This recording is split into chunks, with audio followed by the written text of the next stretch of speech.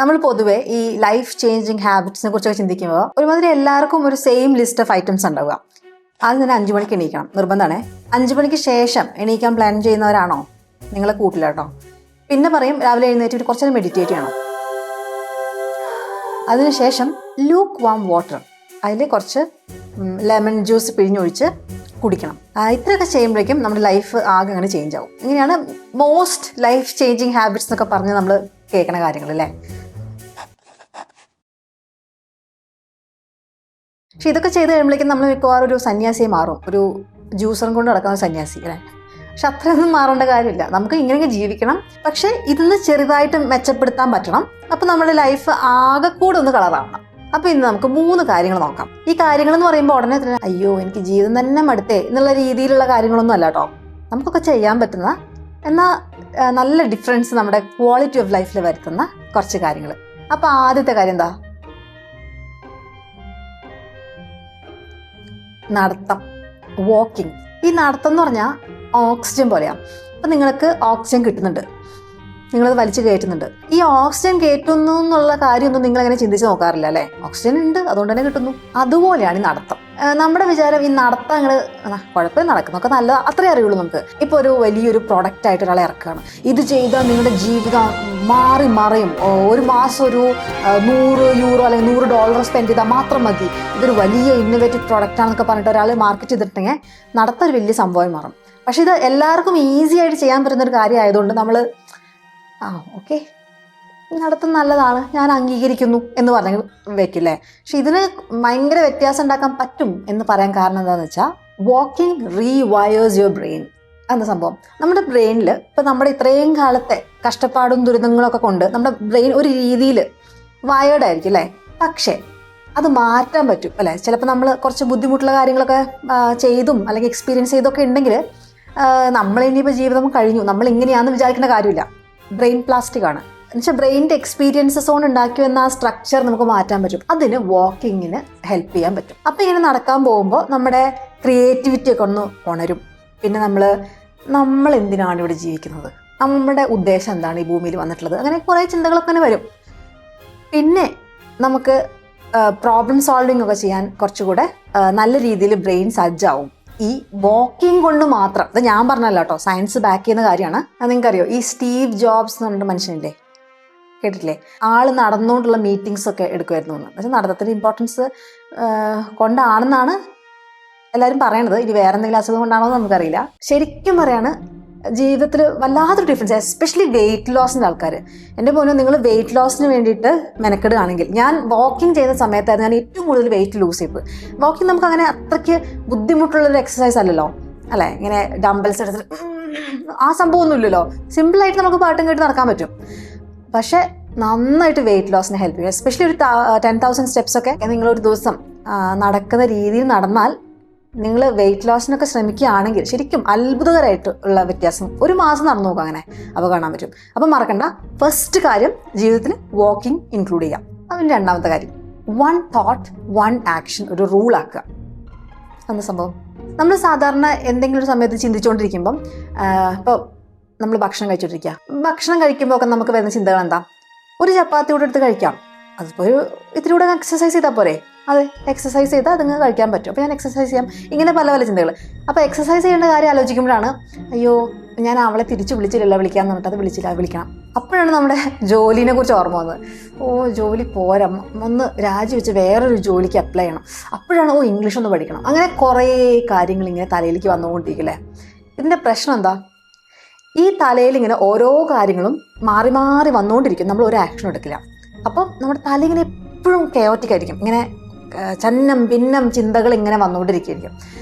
എന്തെങ്കിലും നടക്കുമോ ഇല്ല, ചിന്തിക്കുന്നത് മാത്രമേ ഉള്ളൂ. ടെൻഷൻ അടിക്കുക, ചിന്തിക്കുക, പിന്നെ ആങ്ഷ്യസ് ആവുക, ചിന്തിക്കുക, ഇത് തന്നെ. അപ്പോൾ ഇതിന് നമ്മൾ ചെയ്യേണ്ടതെന്ന് വെച്ചാൽ, നമ്മളിപ്പോൾ ഒരു കാര്യം ചിന്തിക്കാം, എന്താണ്?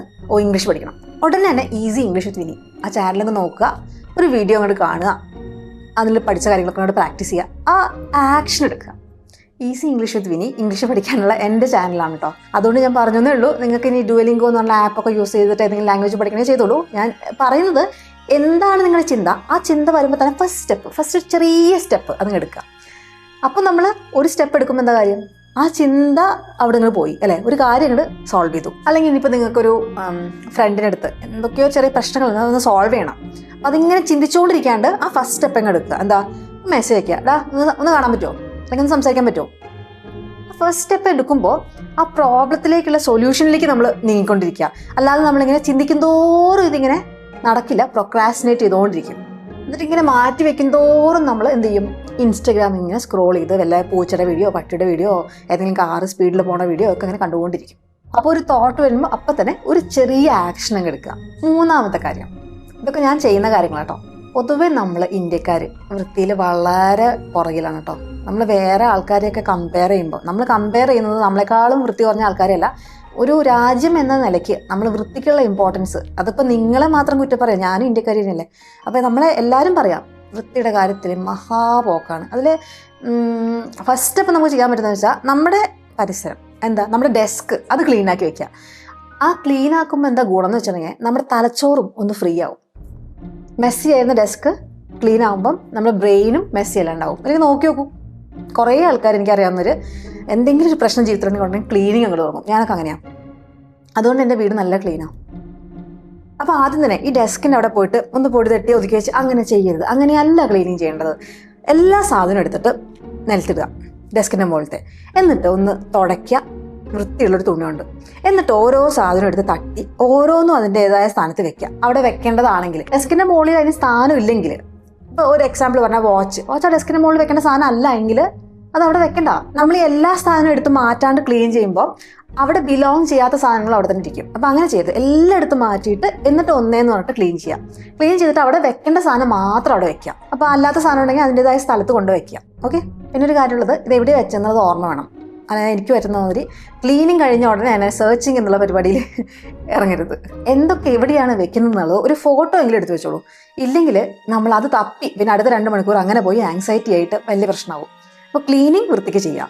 അത് കഴിഞ്ഞ് അതെടുത്ത് വെക്കുന്ന സ്ഥലവും കൃത്യമായി ഓർത്ത് വയ്ക്കുക. ഇതുപോലെ ക്ലീൻ ചെയ്യുന്ന സാധനമാണ്. നിങ്ങൾ ഇൻ്റർനെറ്റൊക്കെ യൂസ് ചെയ്യുന്നെങ്കിൽ ബ്രൗസർ ടാബ്സ് കുറേ ഇങ്ങനെ ഓപ്പണായി വെച്ച് ആകെ അലമ്പായിരിക്കും. ആവശ്യമുള്ളത് ബുക്ക് മാർക്ക് ചെയ്ത് വെക്കുക.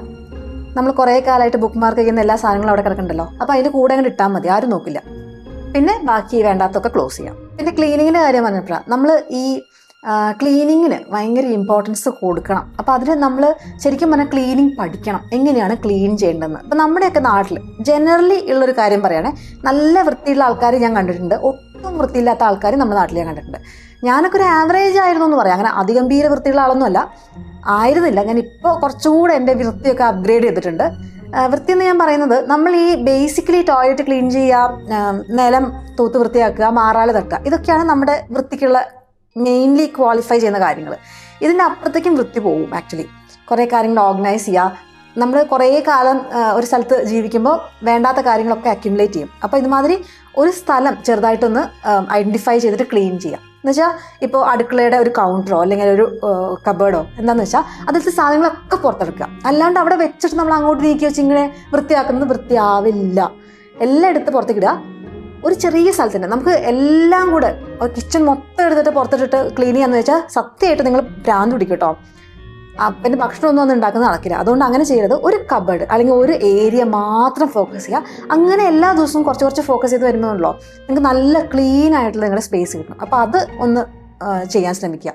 അപ്പോൾ അതൊക്കെ ചെയ്യുമ്പോൾ നമുക്ക് മെൻ്റൽ പീസ്, ഒരു ഇതിപ്പോൾ സയൻസിൻ്റെ ബാക്ക് ചെയ്തിട്ടുള്ള കാര്യമൊന്നുമല്ല, എനിക്ക് തോന്നിയിട്ടുള്ള കാര്യമാണ്. നമുക്ക് വല്ലാത്തൊരു മെൻ്റൽ പീസും റിലീഫും കിട്ടും. നിങ്ങൾ അങ്ങനത്തെ ആൾക്കാരാണോ? ഇങ്ങനെ ക്ലീൻ ചെയ്ത് ആങ്സൈറ്റി കുറയ്ക്കുന്ന ആൾക്കാരുണ്ടോ? ഉണ്ടെങ്കിൽ നമുക്ക് കൂട്ടുകൂടാം കേട്ടോ. അടിയിൽ കോമെൻറ്റ് ചെയ്യും ഞാൻ അങ്ങനത്തെയാണെന്ന്. എനിക്ക് അങ്ങനത്തെ ആൾക്കാരെ ഭയങ്കര ഇഷ്ടമാണ്. കാരണം അവരുടെ വീട് നല്ല വൃത്തിയായിട്ടിരിക്കും. ഓക്കെ. കിടക്കാൻ പോണതിന് മുമ്പ് എന്തെങ്കിലും ഒരു കാര്യം ഒന്നും നിങ്ങൾക്ക് ഓർമ്മയിൽ വരുന്നുണ്ടെങ്കിൽ, നിങ്ങളുടെ വീട്ടിൽ ബാത്റൂമിലൊക്കെ നമ്മൾ പല്ലേക്കുന്ന ആ സിങ്ക് ഉണ്ടാവില്ലേ, അത് ഒന്ന് വൃത്തിയാക്കി നോക്കുക. പല വീടുകളിലും ആ സ്ഥലം വളരെ അപൂർവമേ വൃത്തിയാക്കപ്പെടാറുള്ളൂ. അപ്പോൾ ഞാൻ പറയുകയാണെങ്കിൽ ഒന്നും കിട്ടിയില്ലെങ്കിൽ നിങ്ങൾ ആ സിങ്ക് ഒരു വൃത്തിയുള്ള എന്തെങ്കിലും ഒരു സാധനം വെച്ചിട്ട്, ഒന്നുമില്ലെങ്കിൽ ചകിരി വെച്ചിട്ടെങ്കിലും ഒന്ന് കുറച്ച് സോപ്പ് പൊടി ഇട്ട് വൃത്തിയാക്കിയിട്ട് അടിയിലൊക്കെ ഒന്ന് ക്ലീൻ ചെയ്ത് വൃത്തിക്കുക. പൈപ്പും ആ ടാപ്പില്ലേ അതൊന്ന് ക്ലീൻ ചെയ്ത് ഒന്ന് നോക്കി നോക്കൂ. വീട്ടിലെ എല്ലാവരും തന്നെ വന്നിങ്ങനെ അതിൻ്റെ മുകളിൽ നിന്ന് നോക്കും, എന്താ ഇതിങ്ങനെ തിളങ്ങണേന്ന്. അങ്ങനെ ഏതെങ്കിലും ഒരു കാര്യം എല്ലാ ദിവസവും കിടക്കുന്നതിന് മുമ്പ് ഒന്ന് ടൈഡി ആക്കുക. അപ്പോൾ ഈ വീഡിയോ ഇഷ്ടപ്പെട്ടോ? ഇഷ്ടപ്പെട്ടിട്ടുണ്ടെങ്കിൽ അറിയിക്കൂ കേട്ടോ. അടുത്ത ദിവസം വേറൊരു വീഡിയോയിൽ കാണാം. അതുവരേക്കും ബൈ.